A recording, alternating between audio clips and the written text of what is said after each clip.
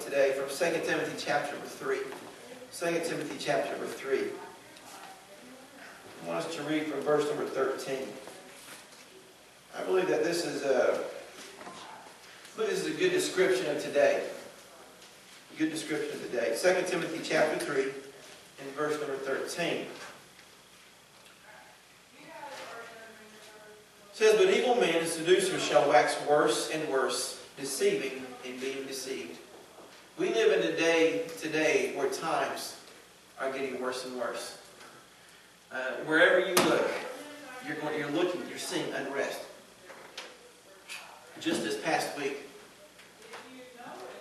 in one day, the 3 shootings that took place.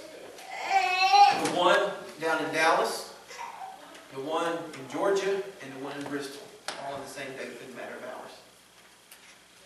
Before that, not to mention all the other shootings and stuff that we've heard just recently. And I believe even this morning I got something on my phone, on the news that I have on my app, on my phone. I believe I have something that said something about shots fired in Chicago. I don't know for sure, but it seems like I saw that somewhere on my phone this morning about that. So everywhere you look, you're looking for unrest. Or you're seeing that everywhere you turn. No matter where you look, you're seeing all these different things take place. You're looking at protests that's happening all over. No matter whether it's Black Lives Matter, whether it's the Trump people at Clinton's rallies or Clinton's people at Trump's rallies or whatever it is, you're seeing protests all over the nation, everywhere. What is that? It's a sign of unrest. It's a sign of a nation and a world that is not at peace. And you're also seeing, think about the severe storms we've had recently. And all the unrest and all the people that's being moved out of these different places. Just over this past week, we had these big storms. One person was killed in the Knoxville area from a tree that had fallen from the storms. And that's just in the Knoxville area. And all these other storms have been taking place and destroying homes and people being moved around. That causes unrest, and that is what we're seeing today. We're seeing unrest. We're seeing political unrest with Trump and Clinton and the different things taking place nationally, international, and let me just say this, they both scare me. I'm just going to be honest with you. They both scare me. I don't care, Democrat, Republican, I don't care. They both scare me. Okay? So you better spend some time in prayer before you cast your votes. I'm just saying that. Because Anyway, let's keep moving.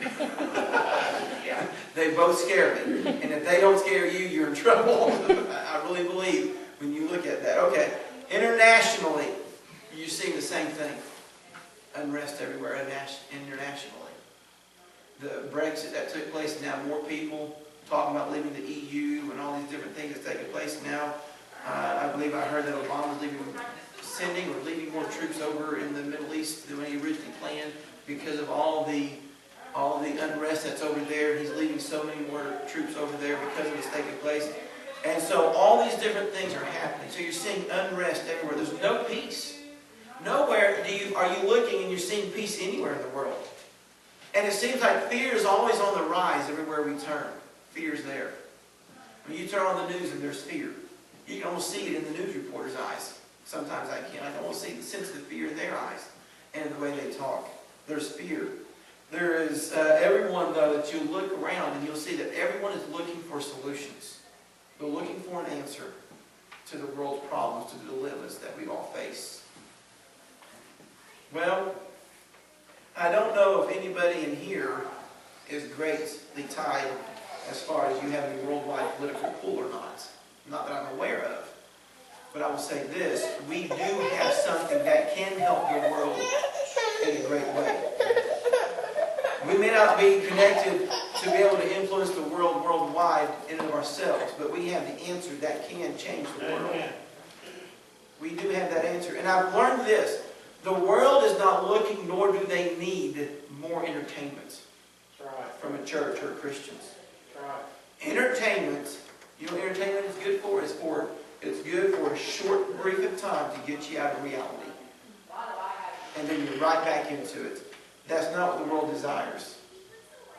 They're always looking for something to pull them out of what they're in right there for a short time for entertainment. And they don't need that. They need something that's going to last longer. They need something that's going to be long-lasting.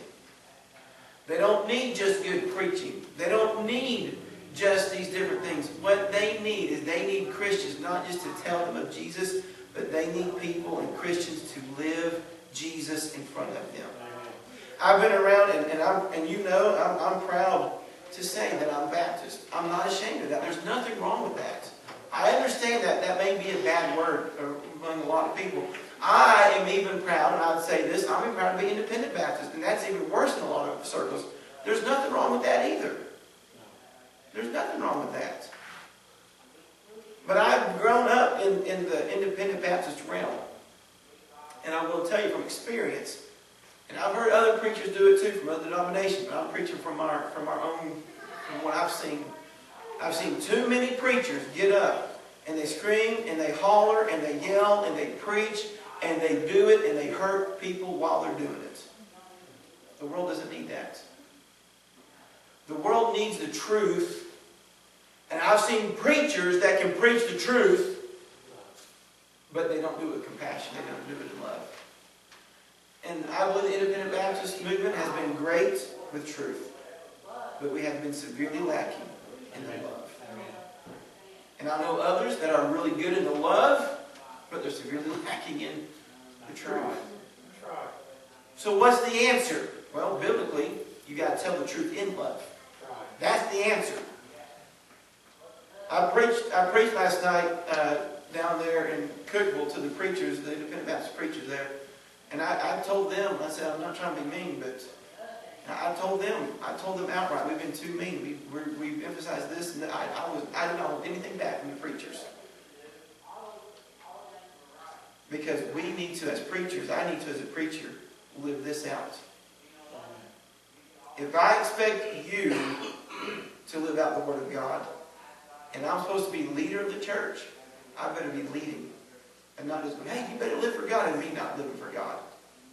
You better you better do this and do that. Somebody once told me, a preacher once told me, I believe it's true, said the church will never be, I've seen it, the church will never be as conservative or have as high standards as you do. So if you want your church to be conservative and have high standards, you better have even higher standards. And I believe that's the truth. That's right. I've seen it. I've been around enough. I've seen that. But we have been good at emphasizing the truth, but we've not been good at the love. Or maybe it's vice versa. We've been good at showing love, community projects and things like that, but we don't always share the truth with people. But I believe that what we need today is we need to emphasize and we need to emulate a characteristic of Jesus Christ. If I could point out to one characteristic that we all should strive to live, it would be that of compassion. Compassion. Compassion is not compromise. Okay? Sometimes when somebody talks about that, they think that's just where you just love all over them and you don't ever tell them the truth. That's not true. Compassion is not compromise. Jesus showed compassion many times. Matter of fact, every time Jesus had compassion, you'll find it in the gospel. We'll take a look at it up here just in a minute. Every time Jesus is moved with compassion, it causes him to do something about it. That's what compassion does. Compassion causes us to take action on something because of what it is. Well, what is compassion? According to the Greek word I've looked up in these verses, it means this: to have the bowels yearn, feel sympathy, to pity. This is compassion. Webster's Dictionary, I like Webster's Dictionary definition of it. Of course, the 1828 one.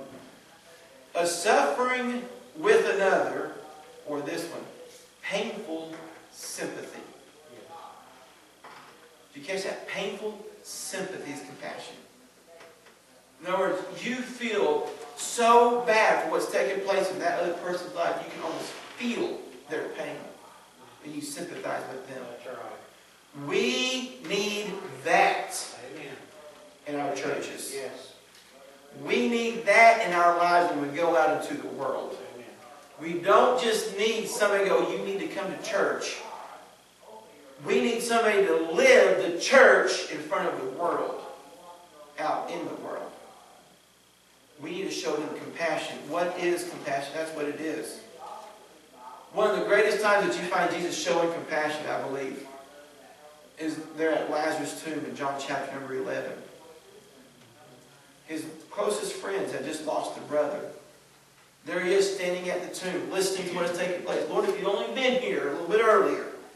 Lord, if only you would have been here, you could have done this, you could have healed him. And now he's dead. And you come to that famous verse in John 11:35 that every child tries to quote to get points at Vacation Bible School. Jesus wept. Jesus wept. It's a simple verse. But when you look at it, it's a very powerful verse. That verse is one of the strongest cases that you will find Jesus showing sympathy. His compassion, his painful sympathy for that person caused him to weep. He knew that Lazarus was going to rise again. He knew that. And yet he still sympathized. He still had compassion for them so much, and their sorrow so much, that he still wept because they were hurting.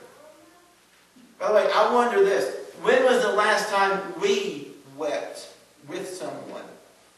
I believe this. I believe that compassion will cause us to weep. When was the last time we wept over someone that was lost? Amen. Not just, Lord, save them. I mean, weep for that person. Yes. When was the last time that we had so much compassion with somebody, we went with them and we wept for that person or with that person? When was the last time that we wept for anybody other than our own selves, our own hurts? We need to be asking God, Lord, give me back my tears. I need that compassion to weep, not just because I'm hurting, but because of the lost state of this person, because of this person being backslidden and what they're going to have to face. I need my tears back. Psalm 126 tells us about those that go forth weeping, bearing precious seed shall surely come back, or doubtless come back rejoicing, bringing sheep with them. Where is our tears at? When did we go out sharing the gospel with somebody with compassion? When was the last time we went out and shared the gospel with anybody? Not just doing something nice for somebody and then throwing something in there. I'm talking about when was the last time we talked to somebody about Jesus Christ? Amen. And we wept? Amen. We need our tears back. You know what that is? It's a sign of compassion. That is a sign of a burden. And that's what we need. We need to have compassion. Compassion causes us to have not only weep, but to pray. Compassion causes us to pray. Take a look with me at several of these passages now. Matthew chapter number 9. Let's take a look at some of these here. Jesus in particular. Matthew chapter number 9. Let's start reading at verse number 35. Matthew chapter number 9, verse number 35. Says, and Jesus went about all the cities and villages, teaching in their synagogues and preaching the gospel of the kingdom and healing every sickness and every disease among the people. Verse 36. But when he saw the multitude, he was moved with compassion on them, because they fainted and were scattered abroad as sheep having no shepherd. Then saith he unto his disciples, the harvest truly is plenteous, but the laborers are few. Pray ye therefore the Lord of the harvest, that he will send forth laborers into his harvest. Not only will it cause us to weep, it will cause us to say, Lord, send laborers. It will cause us to pray. Not just pray, but it will cause us to see the need of these others. It will cause us to see need of someone else. We have got to stop being so selfish as Christians or as people that we stop looking at the need of other people. We're so focused on my needs and where I'm struggling at and what I'm having a hard time with that we forget that somebody else down the street is having just as much pain, just as much problems as we are, and they may be lost without Christ. Right. So technically we have it better than they do, because at least we're born again. Yes. We know who Jesus is. When is the last time that we saw somebody else's problems and we had compassion on that person? Not just them walking up the street, but I mean true compassion. When was the last time you looked over Livingston and you started weeping because of what Livingston needs? That's right. When was the last time that you started saying, Lord, send laborers to Livingston? When was the last time you prayed, Lord, maybe here am I, send me, just as the Old Testament prophet did? When was the last time that you showed compassion, that you saw the need of Livingston area? Alpine, Monroe, wherever you live. When was the last time you saw the need of those people and not just the frustration they cause you sometimes? We have got to start seeing the need, and that's what compassion will do. That's what we see there in Matthew chapter number 9. But also, Matthew chapter number 14, let's take a look just a couple of chapters over. Matthew chapter 14.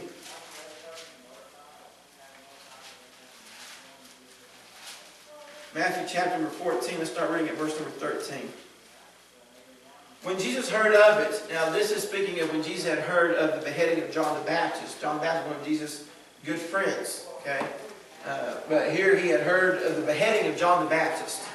And it says, when Jesus had heard of it, he departed thence by ship into a desert place apart. And when the people had heard thereof, they followed him on foot out of the cities. And Jesus went forth and saw a great multitude and was moved with compassion toward them. Notice that compassion is always unselfish.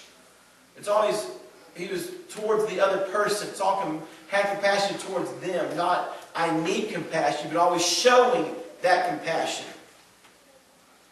And he said this, and he healed their sick. And when it was evening, his disciples came to him saying, this is a desert place, and the time is now past.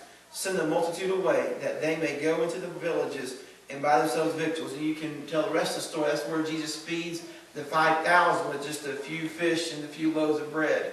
He feeds the 5,000, just something miraculous. He had compassion on them. He was healing them. And he saw these different things. And what happens is when we have compassion, it helps us to minister no matter how we personally feel. Jesus had just heard about the death of one of his close friends, John the Baptist, and he went to a desert place. You know why he went to the desert place? He told his disciples, we're going to a desert place.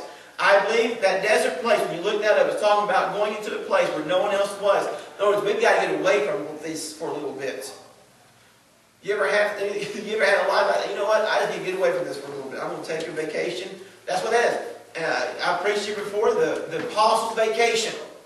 They went on vacation. Desert place, that's what that is talking about. They went where nobody else was. And yet, when they got there, guess what? There was people to minister to. It's amazing. Wherever we go, there's always ministering to be done. The disciples were like, Lord, send them away. It's getting late. It's getting dark. You send us to this desert place, Lord. And they had a rotten attitude. But you know what Jesus did? He still ministered. He still ministered. You said, well, I don't feel like going to church. I don't feel like helping with Vacation Bible School. I don't feel like helping with this ministry. I don't feel like telling people about the bus ministry. I don't feel like telling people about these different things we're trying to do here at the church. I don't feel like it. I've had a rough day. I'm not going to do it. I'm sick. I'm angry at that person. I'm not going to. You know what?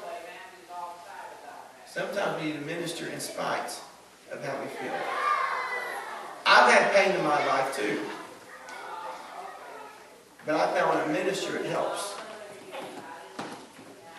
Well, I just don't feel like it.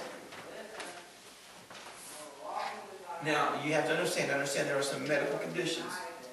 But at the same time, just because we don't feel like doing it is not a good reason. No matter what. Let me be real honest here, church. If I were to only show up and minister whenever I felt like it, I'd be here maybe 40 or 50% of the time. Maybe better. If I'm a little spiritual. But I don't show up just whenever I feel like it. That's not what I'm called to. I've been called to a life of ministry, and by the way, so have you. Amen. So we're to minister even if we don't feel like it, even if we've had a rough day, even if so-and-so has said this and we just don't feel like being around them or whatever. Compassion will cause us to minister in spite of it. Just like Jesus did. Jesus had heard about the loss of his best friend or his close friend, John the Baptist. And he went ahead and when he saw the need of the people, he ministered. Jesus was God, yes, he is 100% God. He's also 100% man. So he still had the feelings of man. He still had the sorrow. He still had those things that we faced, and yet he still ministered. And that's what compassion will cause us to do, is to minister in spite of how we feel, no matter how we feel. But Matthew chapter number 18, let's read this. Here Jesus is telling a parable. Matthew chapter 18, just a few chapters over. Matthew chapter number 18, starting at verse number 21. This is a good passage. Then came Peter to him and said, Lord, how oft shall my brother sin against me, and I forgive him? Till 7 times? Jesus said to him, I say not unto thee until 7 times, but until 70 times 7. Verse 23, Matthew chapter 18. Therefore is the kingdom of heaven likened unto a certain king, which would take account of his servants. And when he had begun to reckon, one was brought unto him, which owed him 10,000 talents. But for as much as he had not to pay, his Lord commanded him to be sold, and his wife and children, and all that he had, and payment to be made. The servant therefore fell down and worshipped him, saying, Lord, have patience with me, and I will pay thee all. If you know anything about this, the 10,000 pence there that he owes, he couldn't pay that in a lifetime. Couldn't pay that in a lifetime. And yet he's saying, Lord, it's more than he could ever hope to pay for. And yet he's saying that he will. Then the Lord of that servant was, what was he? Moved with compassion. Look for that phrase. Every time you read, you'll see that. Moved with compassion. What did he do when he was moved with compassion? And loosed him and forgave him the debt. You know what compassion will cause us to do? Forgive. Compassion will cause us to forgive. Well, they've done me wrong. They have hurt me. Compassion will cause you to forgive that person still. By the way, true forgiveness is when you forgive somebody and you don't bring it up to them every time you see them.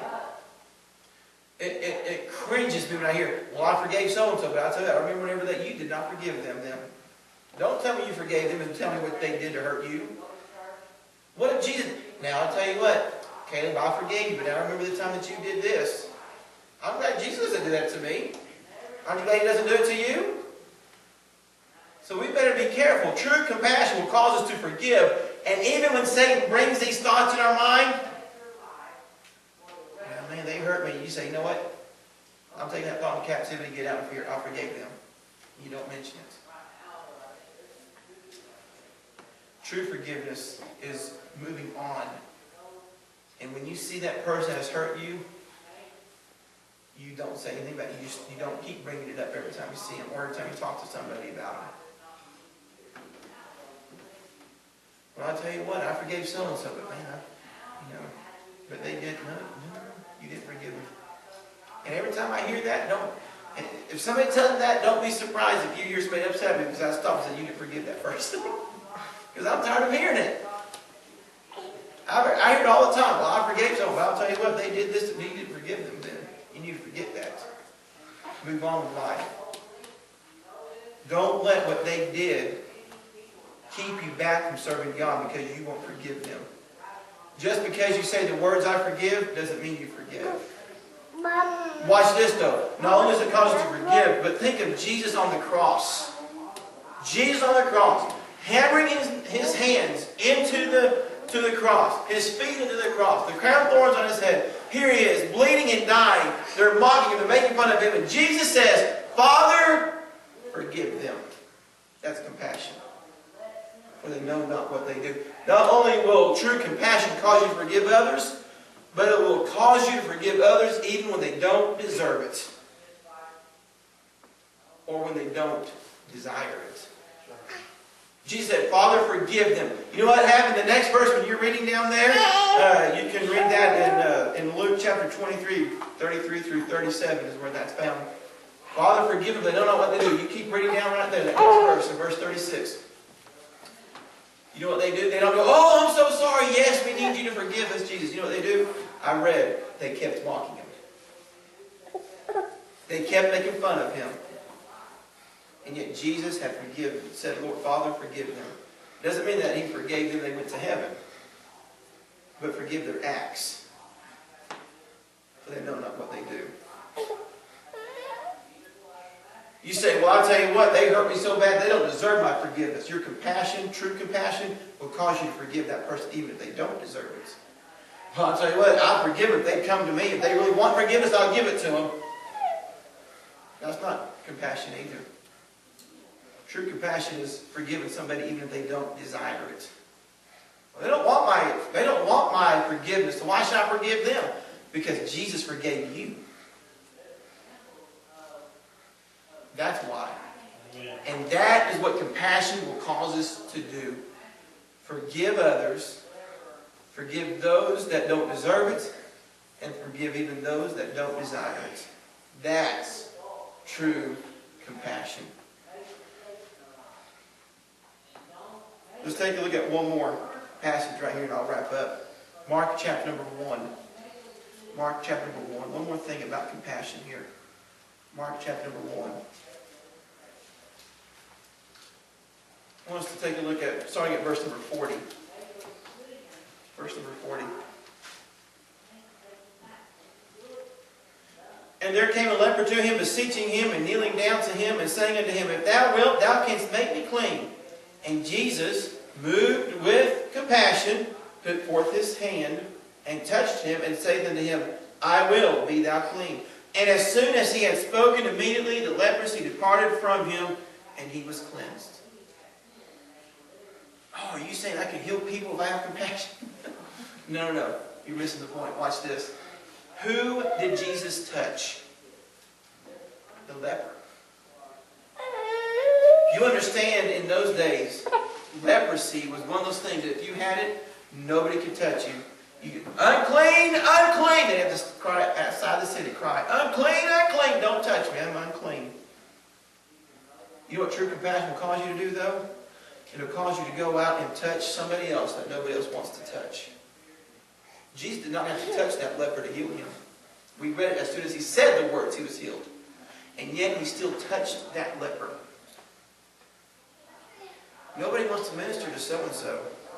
Man, they got a bad attitude, or they stink, or they have this problem, or they have that problem, or nobody wants to go down there. Man, I'll tell you what, I'll never forget going door knocking one day, and they told me, I'll tell you what, I saw you down there knocking on that door. You've been down there a few times past. You don't want to keep going down there because they're known criminals. And I tell you what, that's not going to be good for your reputation.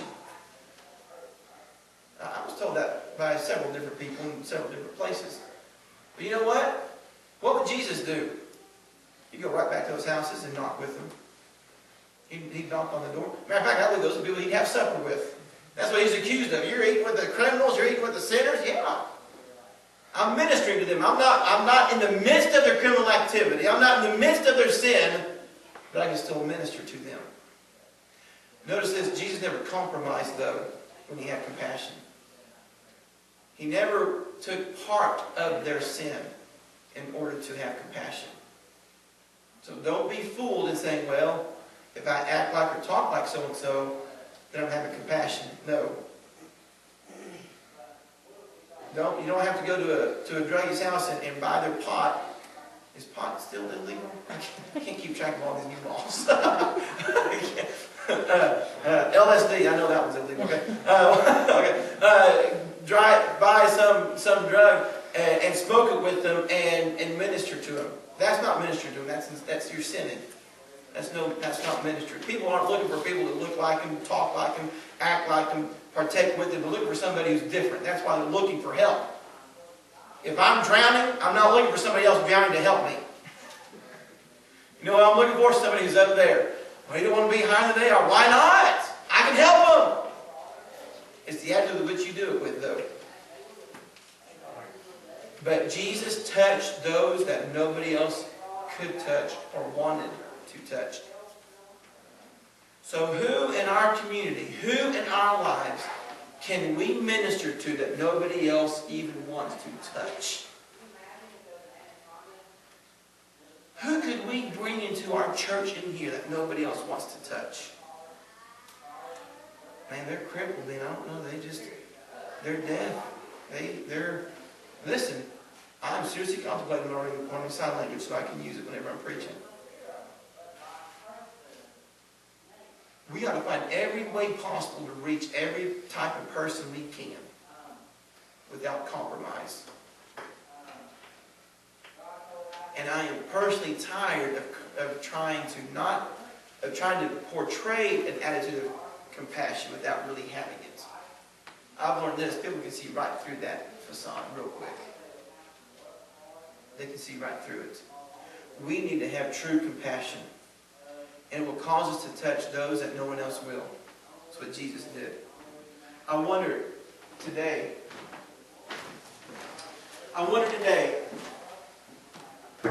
how's your compassion? How's your compassion? How's your godly compassion? Have you wept over someone? Not just because they're in pain, but have you wept over the lost? Have you wept over the backslidden? Have you wept because somebody is hurting? Have you touched somebody else that nobody else will touch? Have you forgiven those that have hurt you? Even if they don't deserve it or they don't desire it. These are all things that compassion will cause us to do.